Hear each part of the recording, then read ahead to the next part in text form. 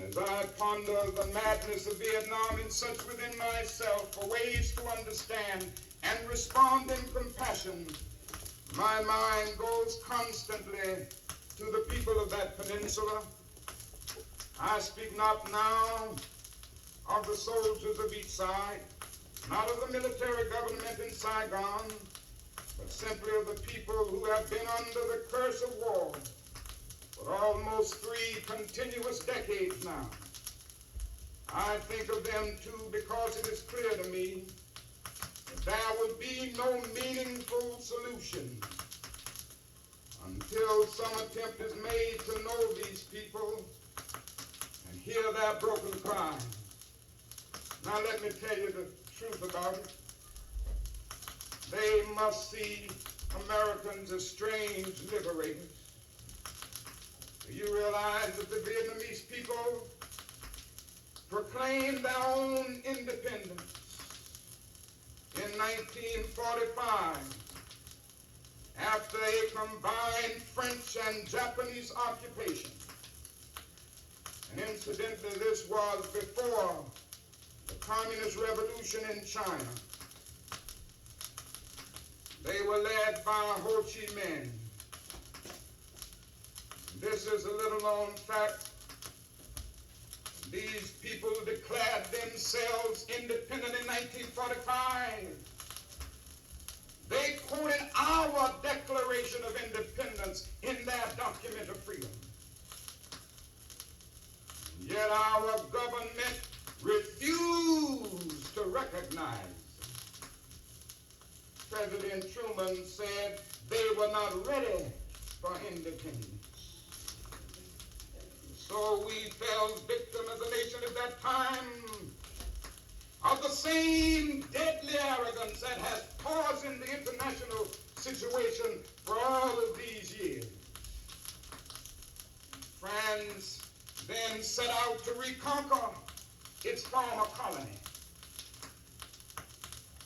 And they fought 8 long, hard, brutal years trying to reconquer Vietnam. You know who helped France? It was the United States of America. It came to the point that we were meeting more than 80% of the war costs. And even when France started despairing of its reckless action, we did not. In 1954, a conference was called at Geneva, and an agreement was reached because France had been defeated at Dien Bien Phu. Even after that, and even after the Geneva Accord, we did not stop. We must face the sad fact that our government sought in a real sense to sabotage the Geneva Accord. Well, after the French were defeated, it looked as if independence and land reform would come through the Geneva Agreement. But instead, the United States came and started supporting a man named D.M., who turned out to be one of the most ruthless dictators in the history of the world.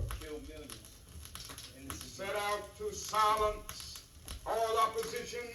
People were brutally murdered merely because they raised their voices against the brutal policies of Diem. The peasants watched and cringed as Diem ruthlessly rooted out all opposition. The peasants watched as all this was presided over by United States influence, and then by increasing numbers of United States troops who came to help quell the insurgency that Diem's methods had aroused. When Diem was overthrown, they may have been happy, but the long line of military dictatorship seemed to offer no real change. Its especially in terms of their need for land and peace. And who are we supporting in Vietnam today? It's a man by the name of General Key, who fought with the French against his own people, and who said on one occasion that the greatest hero of his life is Hitler. This is who we are supporting in Vietnam today. Oh, our government, the press generally won't tell us these things, but God told me to tell you this morning. The truth must be told. The only change came from America as we increased our true commitments in support of governments which were singularly corrupt, inept, and without popular support. And all the while the people read our leaflets and received regular promises of peace and democracy and land reform. Now they languish under our bombs and consider us, not their fellow Vietnamese, the real enemy. They move sadly and apathetically as we herd them off the land of their fathers into concentration camps where minimal social needs are rarely met. They know they must move or be destroyed by our bombs. So they go, primarily women and children and the aged. They watch as we poison their water, as we kill 1 million acres of their crops. They must weep as the bulldozers roar through their areas preparing to destroy the precious trees. They wander into the towns and see thousands of the children homeless without clothes, running in packs on the streets like animals. They see the children degraded by our soldiers as they beg for food. They see the children selling their sisters to our soldiers, soliciting for their mothers. We have destroyed their two most cherished institutions, the family and the village. We have destroyed their land and their crops. We have cooperated in the crushing of the nation's only non-communist revolutionary political force, the United Buddhist Church.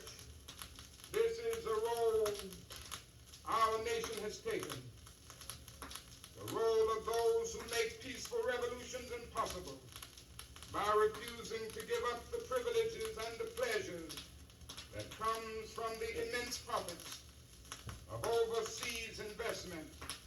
I'm convinced that if we are to get on the right side of the world revolution, we as a nation must undergo a radical revolution of values. We must rapidly begin to shift from a thing-oriented society to a person-oriented society when machines and computers, profit motives, and property rights are considered more important than people. The giant triplets of racism, militarism, and economic exploitation are incapable of being conquered. A true revolution of values will soon cause us to question the fairness and justice of many of our present policies. On the one hand, we are called to play the Good Samaritan on life's roadside, but that will be only an initial act. One day we must come to see that the whole Jericho road must be changed, so that men and women will not be constantly beaten and robbed as they make their journey on life's highway. True compassion is more than flinging a coin to a beggar. A true revolution of values will soon look uneasily on the glaring contrast of poverty and wealth with righteous indignation. It will look across the seas and see individual capitalists of the West investing huge sums of money in Asia, Africa, and South America, only to take the profits out with no concern for the social betterment of the countries, and say this is not just. It will look at our alliance with the landed gentry of Latin America and say this is not just. The Western arrogance of feeling that it has everything to teach others, and Nothing to learn from them is not just. A true revolution of values will lay hands on the world order and say of war, this way of settling differences is not just.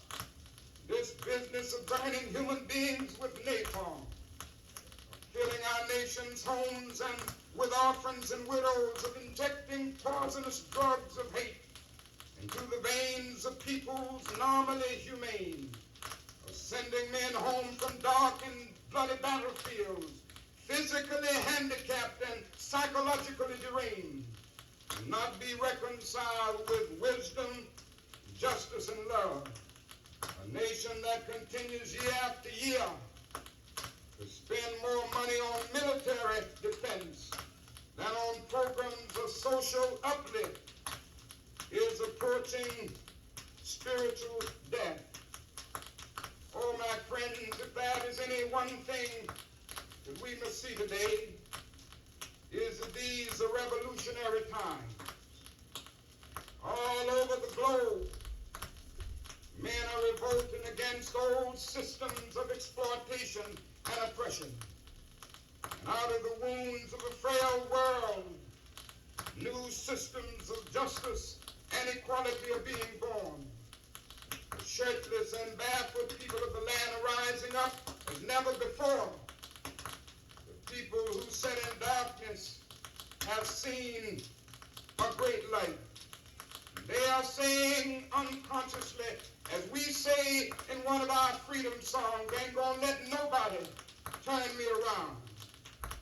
It is a sad fact that because of complacency, a morbid fear of communism, our proneness to adjust to injustice, the Western nations that initiated so much of the revolutionary spirit of the modern world have now become the arch anti-revolutionaries.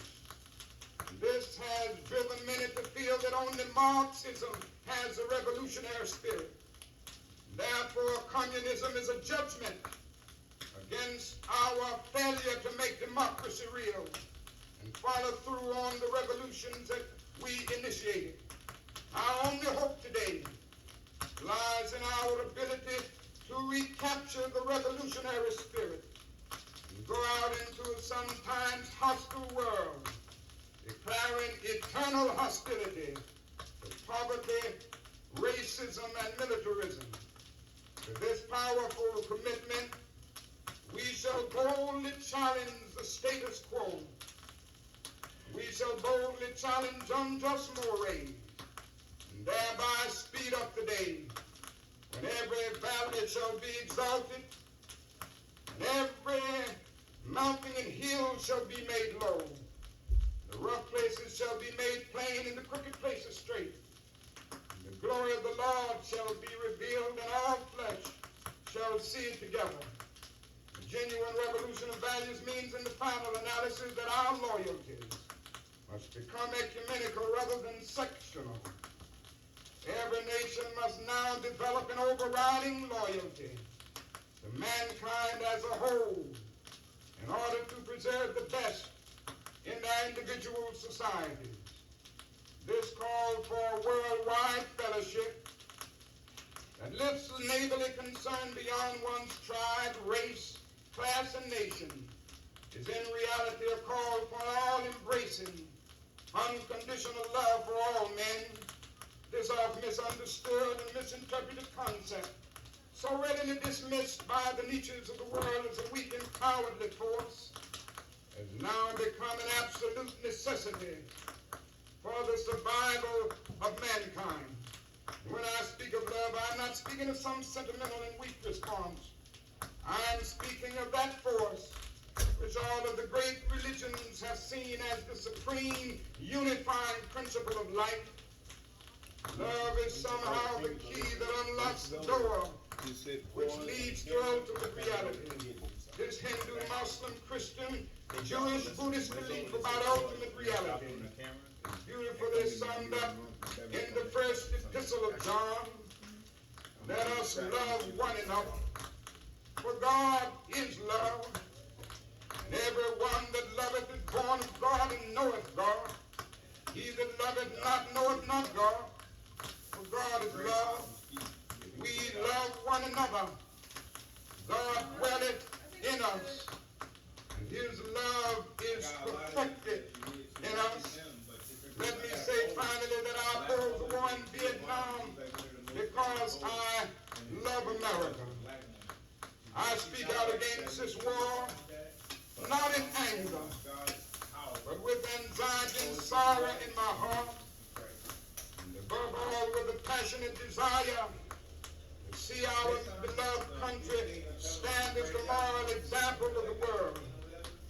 I speak out against this war because I'm disappointed with America.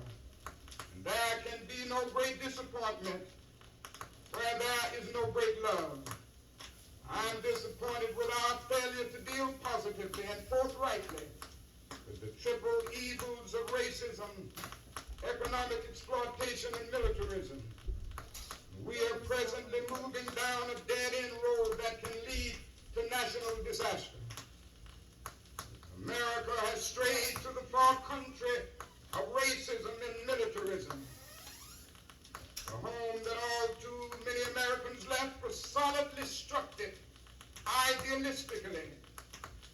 Its pillars were soundly grounded in the insights of our Judeo-Christian heritage. All men are made in the image of God. All men are brothers. All men are created equal. Every man is an heir to a legacy of dignity and worth. Every man has rights that are neither conferred by nor derived from the state. They are God-given. Out of one blood, God made all men to dwell upon the face of the earth. What a marvelous foundation for any home. What a glorious and healthy place to inhabit. But America strayed away, and this unnatural excursion has brought only confusion and bewilderment. It has left hearts aching with guilt and minds distorted with irrationality. It is time for all people of conscience to call upon America to come back home. Come home, America. Omar Khayyam is right to moving finger rights and having writ moves on. I call on Washington today. I call on every man and woman of goodwill all over America today. I call on the young men of America who must make a choice today to take a stand on this issue. Tomorrow may be too late. The book may close. And don't let anybody make you think that God chose America as his divine messianic force to be a sort of policeman of the whole world. God has a way of standing before the nations with judgment, and it seems that I can hear God saying to America, you're too arrogant. If you don't change your ways, I will rise up and break the backbone of your power, and I'll place it in the hands of a nation that doesn't even know my name. Be still and know that I'm God. Now, it isn't easy to stand up for truth and for justice. Sometimes it means being frustrated. When you tell the truth and take a stand, sometimes it means that you will walk the streets with a burdened heart. Sometimes it means losing a job. It means being abused and scorned. It may mean having a 7 or 8-year-old child asking your daddy, why do you have to go to jail so much? I've long since learned that to be a follower of Jesus Christ means taking up the cross. And my Bible tells me that Good Friday comes before Easter. For the crown we wear, there is the cross that we must bear. Let us bear it. Bear it for truth. Bear it for justice. And bear it for peace. Let us go out this morning with that determination. And I have not lost faith. I'm not in despair. Because I know that there is a moral order. I haven't lost faith. Because the arc of the moral universe is long, but it bends toward justice. I can still sing, "We shall overcome," because Carlyle was right. No lie can live forever. We shall overcome because William Cullen Bryant was right. Truth crushed the earth will rise again. We shall overcome because James Russell Lowell was right. Truth forever on the scaffold, wrong forever on the throne, yet that scaffold sways the future. We shall overcome because the Bible is right. You shall reap what you sow. With this faith, we will be able to hew out of the mountain of despair a stone of hope. With this faith, we will be able to go out and transform the jangling discords of our world into a beautiful symphony of brotherhood. With this faith, we will be able to speed up the day when justice will roll down like waters and righteousness like a mighty stream. With this faith, we will be able to speed up the day when the lion and the lamb will lie down together, and every man will sit on his own vine and fig tree, and none shall be afraid, because the words of the Lord have spoken it. With this faith, we will be able to speed up the day when all over the world we will be able to join hands and sing in the words of the old Negro spiritual, "Free at last, free at last, thank God Almighty, we are free at last." With this faith, we'll sing it as we are getting ready to sing it now. Men will beat their swords into plowshares and their spears into pruning hooks. And nations will not rise up against nations, neither shall they study war anymore. And I don't know about you, I ain't going to study war no more.